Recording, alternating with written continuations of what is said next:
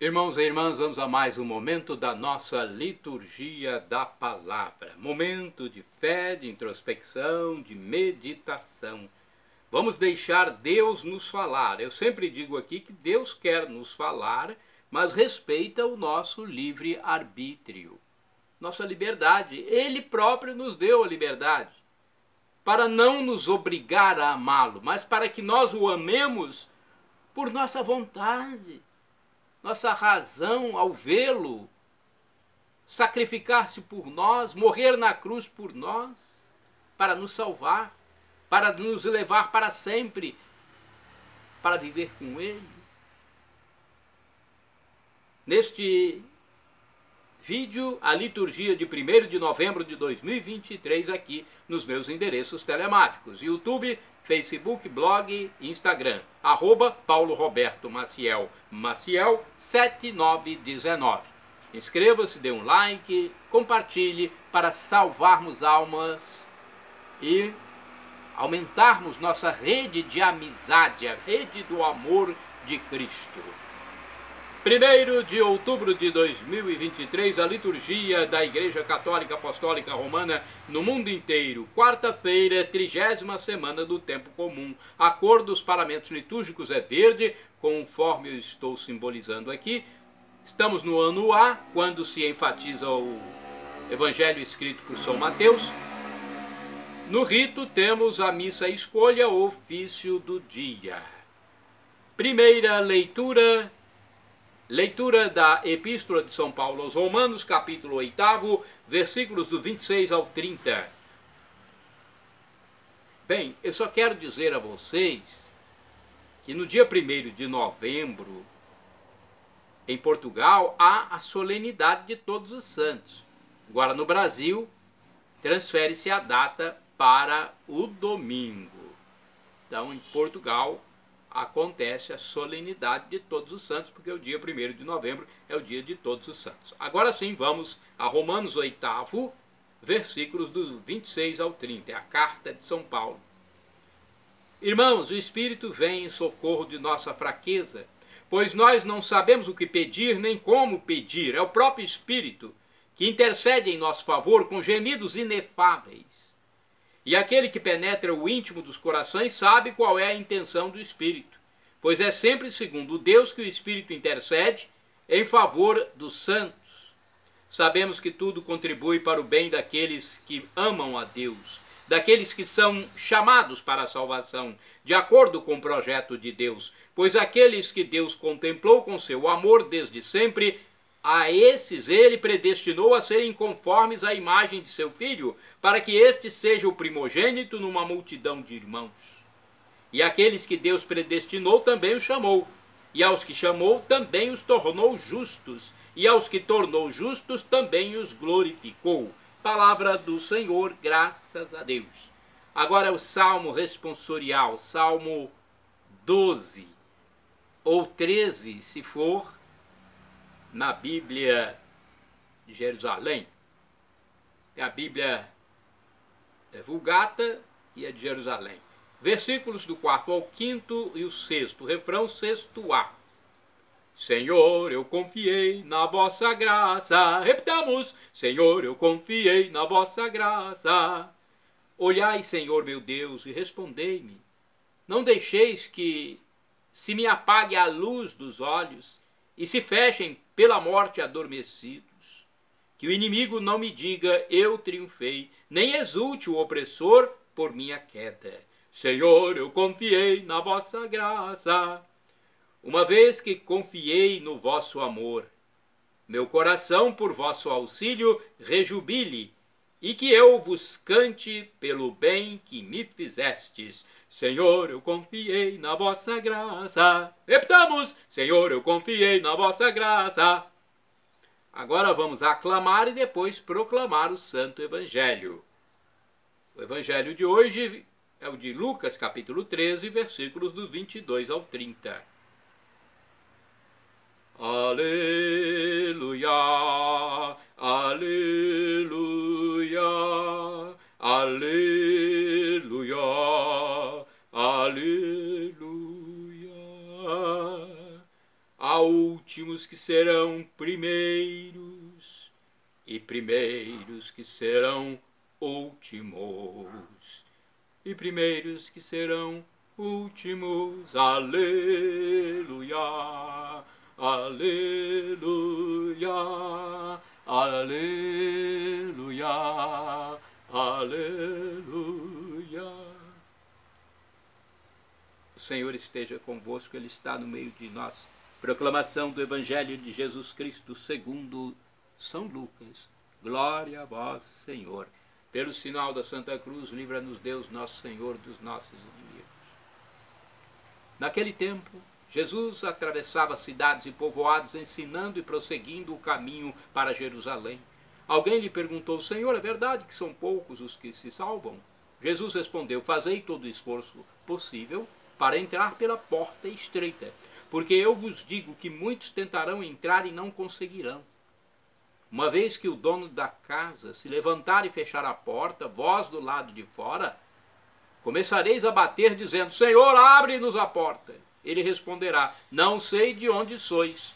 Então começareis a dizer: nós comemos e bebemos diante de ti, e tu ensinaste em nossas praças. Ele, porém, responderá: não sei de onde sois, afastai-vos de mim, todos vós que praticais a injustiça. Ali haverá choro e ranger de dentes, quando virdes Abraão, Isaac e Jacó, junto com todos os profetas no reino de Deus, e vós, porém, sendo lançados fora. Virão homens do Oriente, do Ocidente, do Norte, do Sul, e tomarão lugar à mesa no reino de Deus. E assim há últimos que serão primeiros, e primeiros que serão últimos. Palavra da salvação, glória a vós, Senhor. Vamos à reflexão. Eu quero passar para vocês primeiro uma reflexão sobre a carta, a Epístola de São Paulo aos Romanos. Vamos ver o que diz aqui a carta. Romanos, capítulo 8, versículos do 26 ao 30.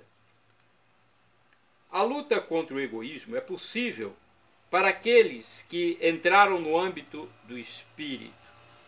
Essa luta não terminou, mas está em contínuo processo. Vivemos na esperança de conseguir a vitória final. Esse anseio é universal e se expressa nos clamores da natureza e do homem.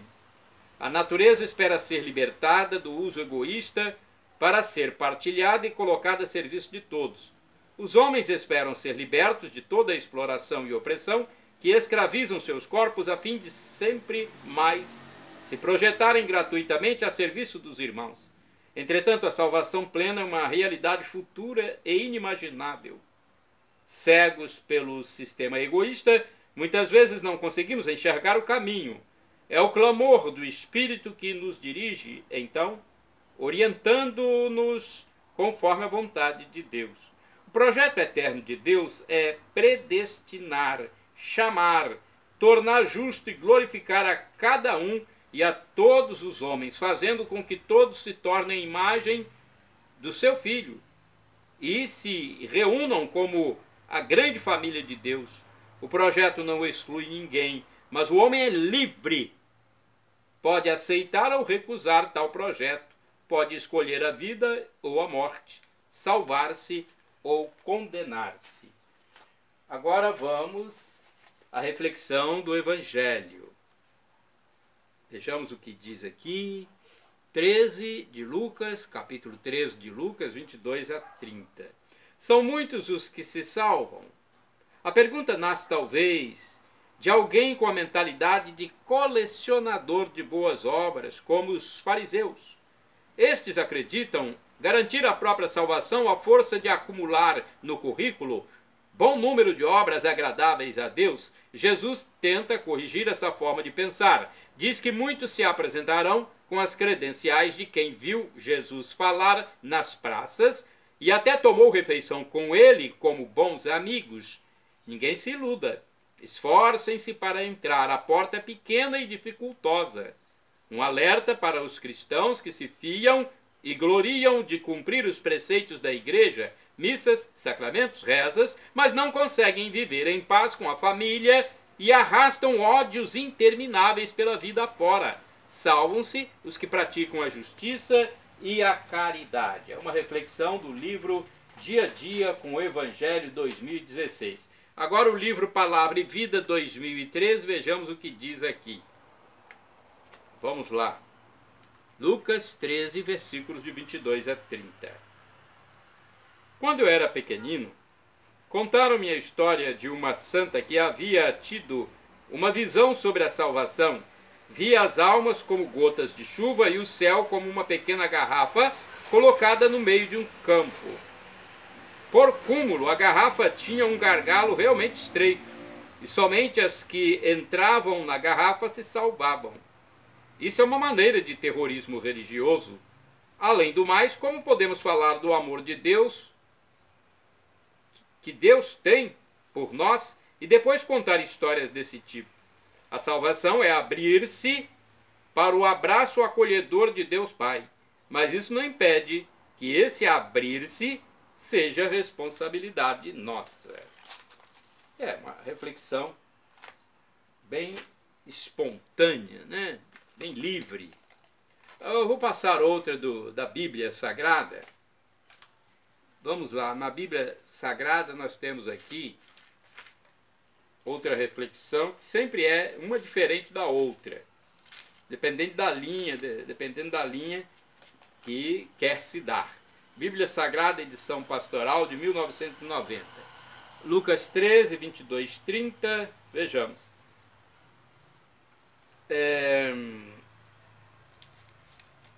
13, 22, 30. Jesus não responde diretamente à pergunta. A salvação é universal, está aberta para todos e não só para aqueles que conhecem Jesus. A condição é entrar pela porta estreita, isto é, escolher o caminho de vida que cria a nova história. É uma reflexão também simplesinha, mas já nos dá algo para pensar e meditar. Vamos agora aos santos do dia. Santos do dia, eu já disse que é o dia de todos os santos e em Portugal celebra-se este dia, né? Cerimônia especial de todos os santos em Portugal. Na verdade, uma solenidade. Do Brasil será domingo, dia 5. Vamos agora aos santos do dia 1º de novembro. São Nuno Álvares Pereira, Nuno de Santa Maria. É santo do dia 1º de novembro, um religioso. Faleceu em 1431. Condestável do reino de Portugal, vencedor de muitas batalhas, no fim da vida distribuiu suas riquezas, abandonou o mundo e ingressou na ordem carmelita. Santos do dia 1º de novembro, São Jerônimo Hermosília e São Valentim Berrio Ochoa, bispos, e São Pedro Almató Ribeira, presbítero, ou seja, padre. Todos mártires, faleceram em 1861, missionários dominicanos espanhóis decapitados em Hai Duong, Vietnã. Santo do dia 1º de novembro, Rainério de Arezzo. Beato Rainério era religioso, ou seja, padre, sacerdote. Faleceu em 1304. Rainério de Arezzo era franciscano do convento de Arezzo, na Itália. Santos do dia 1º de novembro, Beatos Pedro Paulo Navarro, sacerdote, Dionísio Fujishima e Pedro Onizuka Sandayu, religiosos jesuítas. E ainda, Clemente Kyuemon, catequista, todos morreram em 1622. Foram queimados vivos em Shimabara, no Japão, pelos que tinham ódio à fé cristã. Olha os mártires de Cristo na Ásia, no Japão. Santo do dia 1º de novembro, São Beato Ruperto Maier. Beato Ruperto Maier, presbítero, faleceu em 1945. Foi sacerdote jesuíta encarcerado no campo de concentração de Sachsenhausen, na Alemanha. Morreu em Munique, pouco tempo depois de ser liberado. Santo do dia 1º de novembro, Beato Teodoro Roger Ronsa, ou Jorge Ronsa, bispo e mártir. Teodoro morreu em 1947 por ter conservado a fidelidade à igreja. Beato Teodoro Roger Ronsa foi vítima de um atentado em Mukachevo, na Ucrânia, e posteriormente foi envenenado no hospital. Olha a situação de um santo da igreja. Beato Teodoro Jorge Ronsa. Shalom Adonai é uma expressão hebraica que significa a paz de Deus. El Shaddai, também do hebraico, significa Deus do impossível, Deus onipotente. Ele proverá, Ele providenciará aquilo que você precisa, se for para o seu bem. O professor e escritor Felipe Rinaldo Queiroz de Aquino, no seu canal no YouTube, onde responde às nossas dúvidas, diz que Deus pode nos dar 3 respostas. Uma dessas 3 quando suplicamos algo. Sim, não ou espere. Muitas vezes o não é o melhor para nós. E é isso que ele fará. O melhor para nós ele nos dará. O sim, o não ou espere. Porque ele é o nosso Pai. Qual pai que não quer o melhor para o filho? E ele é o nosso divino Pai eterno, Pai celestial, Pai das misericórdias. Então, ele é um Pai sem igual. E agora do aramaico, dialeto de Jesus, eu clamo, Maranatá. Como dizemos nós católicos, com a tônica na última sílaba, o Maranata, com a tônica na penúltima sílaba, como dizem nossos irmãos separados, os evangélicos ou protestantes. Não importa, a pronúncia e o significado é o mesmo. Vinde, Senhor Jesus. Vem, Senhor. Um dia ele voltará, será a volta definitiva. Ele veio na primeira vez como nosso Salvador e agora virá como juiz, junto com seus santos e anjos, para o julgamento universal, a parousia, o fim da história, o fim desse tempo, desse espaço, como conhecemos aqui. Acabará o Cronos, vigirá, atenção, o tempo de Deus, Kairós. Vigirá o tempo de Deus. E nós próprios temos esta responsabilidade de aderirmos ao projeto de Deus, esse Deus inigualável, que se humanou por nós, morreu por nós na cruz, ou deixarmos ele fora da nossa vida. Quem nessa passagem efêmera pela terra deixar Deus fora, também terá ele fora de sua vida na eternidade e irá para a tormenta eterna.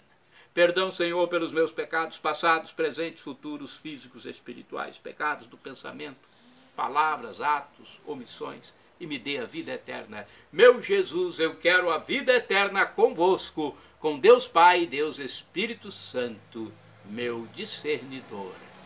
Shalom. Acesse @Paulo Roberto Maciel, Maciel 7919. Compartilhe.